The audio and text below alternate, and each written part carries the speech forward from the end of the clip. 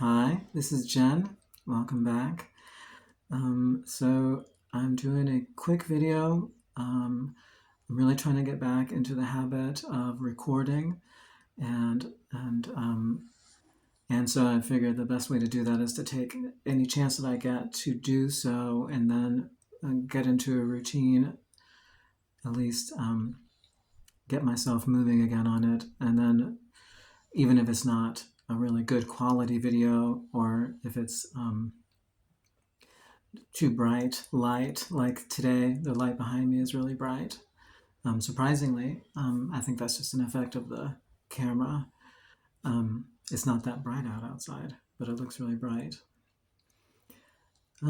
So I don't have nice equipment. I don't have a microphone. I don't have a nice any kind of camera. I'm just using my phone. So the quality is what it is. Maybe sometime in the future I would make improvements like that if I thought I was going to do this and more. Anyway, this video is about my orchiectomy. So I wanted to post an update, a transition update, which I think would be a lot of information. So I wanted to start maybe piecewise, just do little pieces and talk about my orchiectomy that I had very recently, 3 weeks ago to be exact. So I've been on HRT for May of 2021. So right now it is February of 2025. So almost 4 years, getting close to 4 years. And to be honest, I never wanted to have any surgeries. I had a surgery when I was much younger, a shoulder reconstruction surgery, and I have a lot of tattoos. And so I have experience dealing with permanent changes to my body like that. And I didn't want to have any surgeries. I didn't think I needed to, because the HRT should have controlled testosterone pretty efficiently, and it probably has. However, this past summer, I had a significant loss of hair from the top of my head, a shedding event and thinning, and it took me by surprise because my hair had been growing really well for some time, and I didn't know what had caused it. I did have a change in my dosage of spironolactone around that same time, where my doctor and I discussed reducing my dosage of spironolactone. And so I did do that, and I didn't taper the dosage or taper it down. I just went down really quickly. um, so I don't know if that's contributed to it. My doctor doesn't seem to think so, although I do. I mean, I can think, I can imagine it working like that, but the doctor didn't seem to think so. I also have a cosmetic surgeon that I see very irregularly, and I explained it to him. He didn't think so either. So they both think it was due to stress. I had a loss in the family. One of my brothers passed away in June, which does coincide with the shedding event. So in any case, the whole thing put the huge fear in me, because I know that I have male pattern baldness is in my family, and it basically terrified me. I thought, okay, I don't know if I'm going to be able to grow my hair back. I'm really afraid of losing any more, and so I think I'm just going to pursue the surgery, and get it out of the way, and stop any possibility that it is due to testosterone production. And so I did. I requested the surgery from my primary care provider. I went through the whole rigmarole, the hoops, the interviews, um, and I ended up getting scheduled for the appointment finally. So it was about the length of time, I guess, since I think July was when I started the process, and I got the surgery in February. So about yeah, 5, 6 months. August, September, October, November, December, January, February. About 6 months, just over 6 months, I think, before I actually had the surgery. So another thing that was concerning me and motivated me to get the surgery was the possibility of losing access to trans healthcare, specifically HRT. If for some reason laws change, I live in the United States here, I live in the Northeast or Northeastern United States. If for some reason laws change that prohibit me from accessing gender affirming care, then if I still had those parts down there, then I would be in real trouble of having a resurgence of testosterone and hair loss, facial hair and body hair, fat redistribution, all that stuff. So with the political climate that we've had here over the past year or so during the whole lead up to the 2024 election, and the anti-trans bills that were being drafted and passed throughout the country, it became concerning to me that I might actually come to a point where I lose my health care, my access to hormone replacement therapy. So primarily, what initially motivated me was the shedding event last summer. But also I had that on my mind too. And so those two reasons were why I decided I'm going to go ahead and do this. Okay. So I did, and I got it done 3 weeks ago.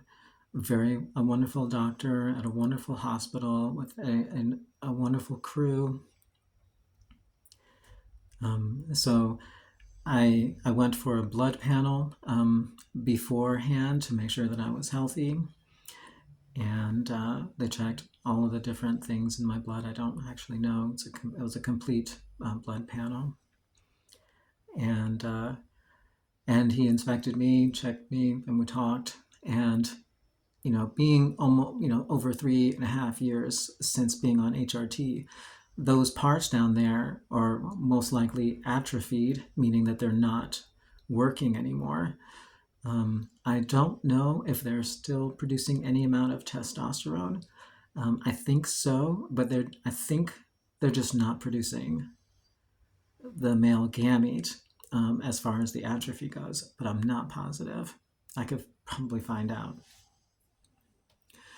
So anyway, they had shrunk a lot, so they were very small.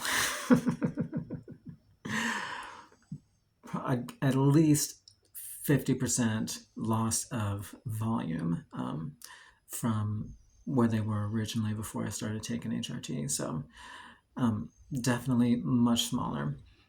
And for people who have those parts, you're familiar with the fact that there's kind of like these pockets inside or to the sides, I think, of your pubic area where they can kind of sneak up into your body. And they do that when it's cold. And mine were like basically up there almost all the time. They were at that by the time I had the surgery, they were like at least one of them was always up there. They didn't come out. they were that small, and they just kind of went up. So yeah, most of the time they were up there. So I had the surgery. They did this vertical incision, so right down the middle, very small, like, I don't know, like a half-inch incision. And they went in and pulled out the individual things, and they used this electrocauterizer or something like that to do the deed. I don't know exactly how they did it, but I know there's an electrocauterizer involved. And then they stitched me back up. They stitched up the two tubes that went down to them. So those are stitched up on the inside, and then the outside is stitched up to kind of seal it. So they didn't remove the pouch. Okay, trying to avoid using any inappropriate words. They didn't remove the pouch, and that is because the standard practice that this doctor uses anyway is to preserve that in case the person wants to proceed with a vaginoplasty at some point in the future. I don't intend to, but I do think it was good to keep the pouch. I don't know what it would have been like if they had tried to remove that. So. So immediately after the surgery, I woke up. I stayed at my mother's house for a week. I have a dog. This is him. He's sleeping on my lap.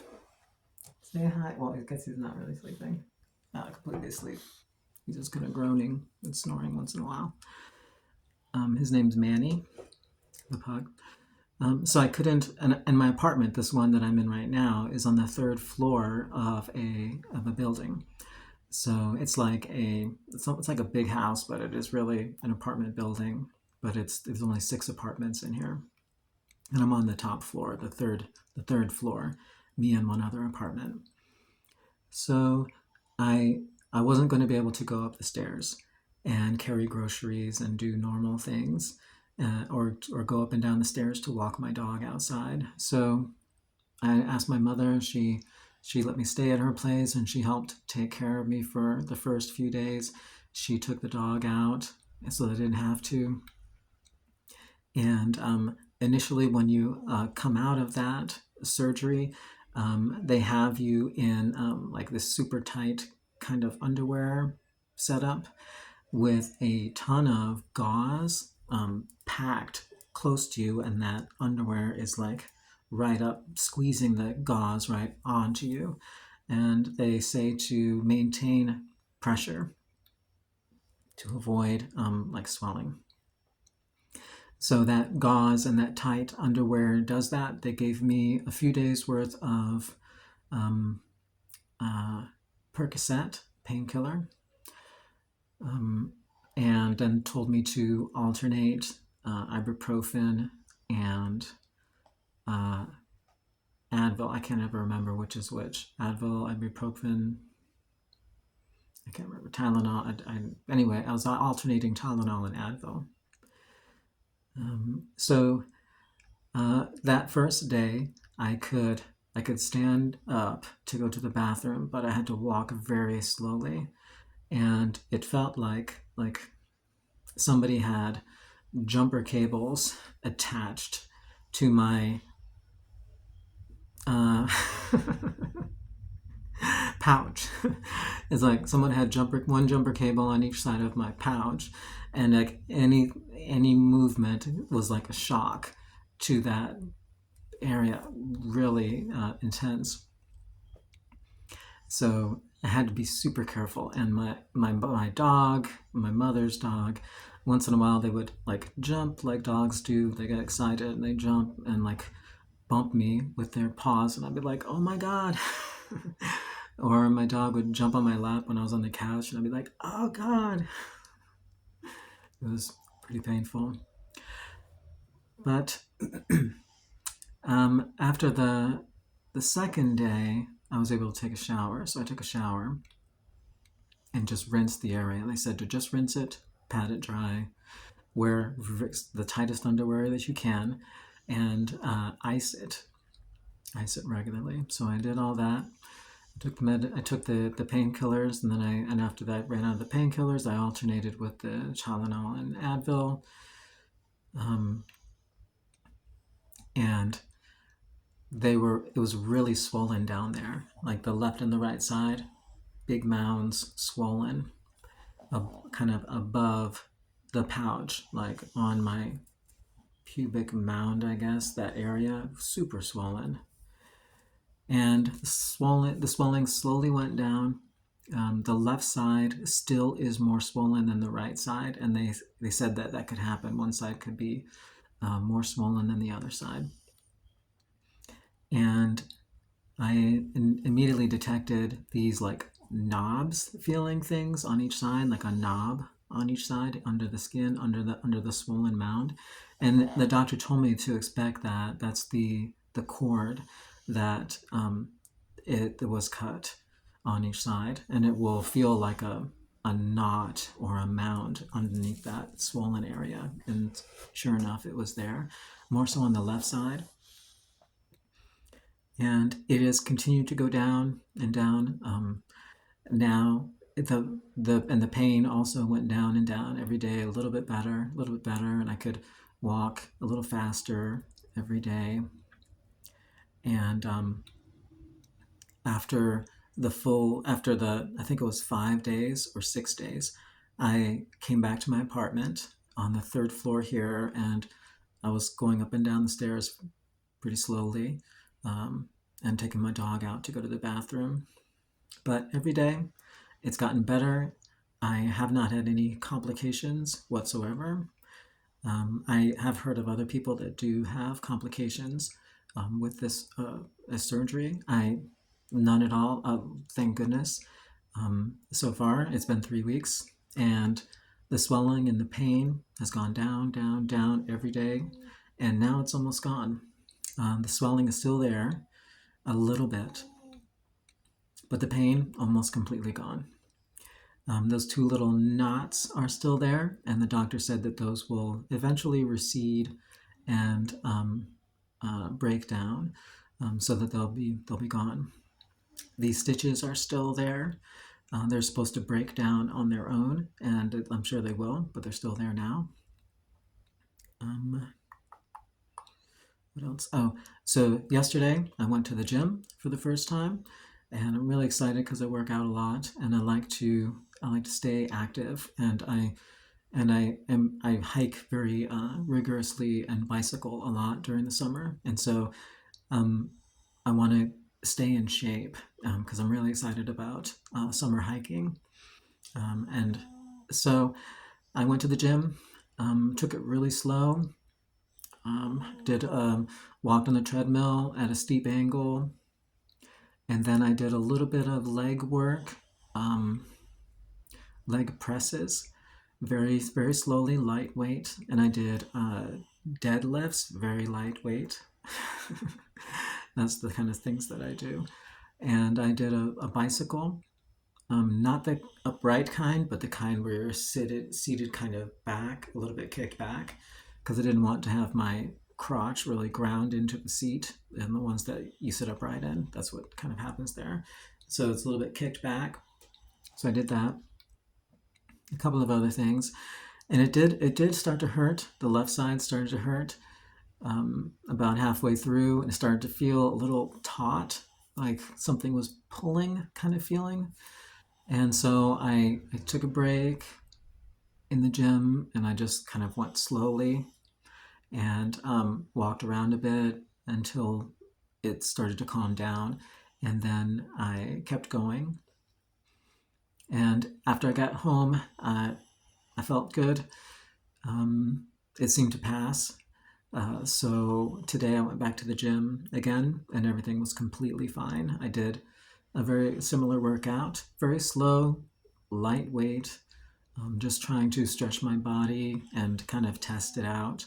And everything went really fine. I'm really grateful that things seem to be healing really well. I should say that I also immediately, after getting back to work, so I took a week off from work, and the doctor recommends 1 to 2 weeks off of work, and I've seen online other trans women that have the surgery and go back to work too soon. Especially, yeah, one that I saw online actually that went back to work after like 2 days, and then they started having like serious complications. And I'm really glad that I didn't do that.